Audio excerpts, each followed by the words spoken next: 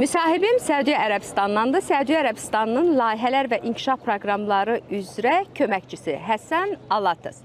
Mr. Alatas. Cənab Alatas, ilk öncə bizə müsahibə verdiğiniz üçün sizə minnətdaram. Birinci sualım bizim bu keçirilən forumla bağlıdır. Sizin bu forumdan Azərbaycandan, bizdən, eləcə də öz ölkənizdən gözləntilərinizi eşitmək bizə çox maraqlı olardı.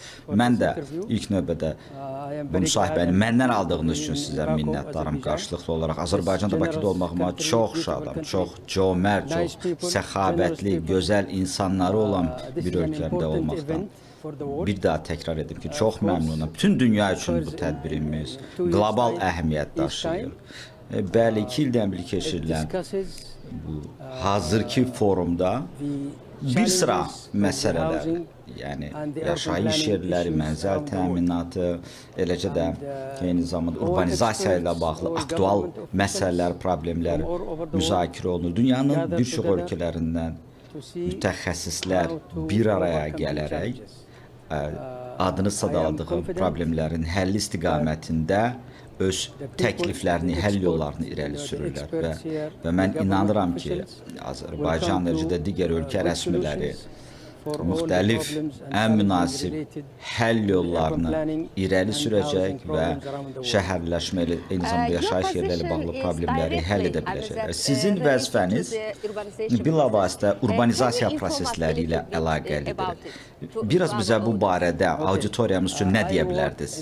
Bəli, mən Səudiyyə Ərəbistan Yəmən İnkişaf proqramında işləyirəm. Çox unikal bir proqramdır Yəmən İnkişaf proqramı ki, Səudiyyə Ərəbistan hökuməti məhz bizim qonşu ölkələrimizə dəstək çərçivəsində həyata keçirilir. Bu vaxta kimi 300-ə yaxın layihə müxtəlif ərazilərdə, yəni müxtəlif bir sıra yaşayış yerləri, infrastruktur, təhsil ocaqları, səhiyyə, yol infrastrukturu, nəqliyyat qovşaqları, eləcə də balıqçılıq, kənd təsərrüfatı və müxtəlif inkişaf sahələri üzrə və layihələr həyata keçirir və deyərdim ki, 13 milyon Yəmən vətəndaşı adı çəkilən layihələrdən bəhrələnib.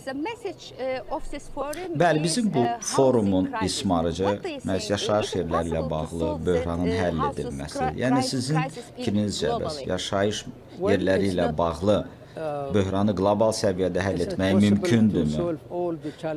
Təbii ki, bütün problemləri, çağırışları, hamısını büsbütün çözmək, həll etmək mümkün olmasa da ən azından bu kimi arenalarda, forumlarda uğur hekayələrini bölüşüb, paylaşaraq gələcəkdə müvafiq, münasib həll yollarını öz ölkələrində icra edə biləcəklər. Mən əminəm ki, uğur hekayələrinin sayı az deyil.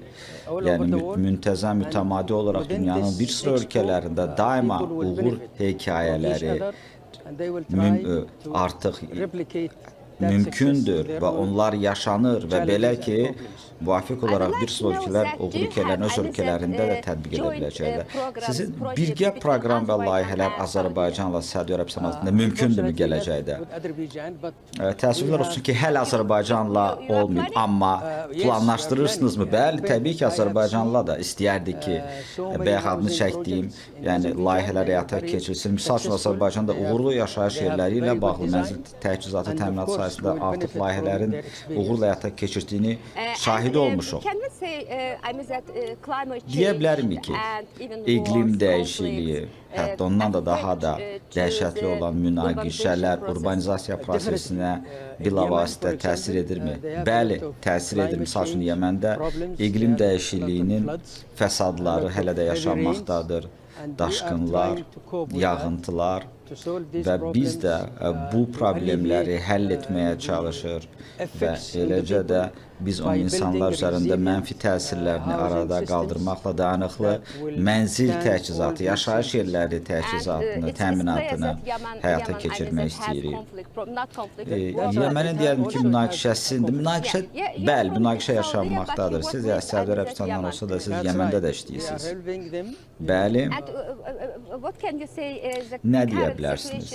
Hazırki vəziyyət Yəməndə urbanizasiya kontekstindən və müharibələr gəldikdə vəziyyət nə yerdədir? Bəli, hələ də çoxlu sayda onların yaşayış yerlərinə, mənzil təchizatına çox ehtiyac var. Müharibədən əvvəl belə, münaqişələrdən əvvəl belə onlar çox həssas bir ölkə olub. Biz də Yemen qonşu ölkəsi olaraq onlara dəstək göstərmək istəyirik. Bu sadəcə dəstək yaşayış yerləri, mənzil təchizatı sayəsində deyil. Biz digər müxtəlif səhiyyə, təhsil ocaqlarının, nəqliyyat, su təchizatı sahəsində də, yəni holistik, hərtərəfli şəkildə dəstək göstərməyə çalışırıq. Müxtəlif sektoral layihədir, hətta bu vaxta kimi keçirilən 300-ə yaxın layihələr məhz adını çəkdiyim sahələri əhatə edir. Potensial quruculuğudur. Eləcə də insanlara, misal üçün, sahə mütəxəssislərinə, eləcə də QHT-lərə də biz konkret olaraq müxtəlif təlimlər keçirik. Təşəkkür edirəm. Siz sonda bəlkə nəsə əlavə etmək istədiyiniz var. Mən sonda Azərbaycan Respublikasının hökumətinə təşəkkür edirəm ki, belə bir mükəmməl məkanı, mükəmməl, mütəşəkkil şəkildə belə bir tədbiri təşkil etdiyində ki, hər şey rəvan gedib. Xatırladım ki, qonağımız Həsən Alatas Səudiyyə Ərəbistanındandır. Səudiyyə Ərəbistanının layihələr və inkişaf proqramları üzrə köməkçidir.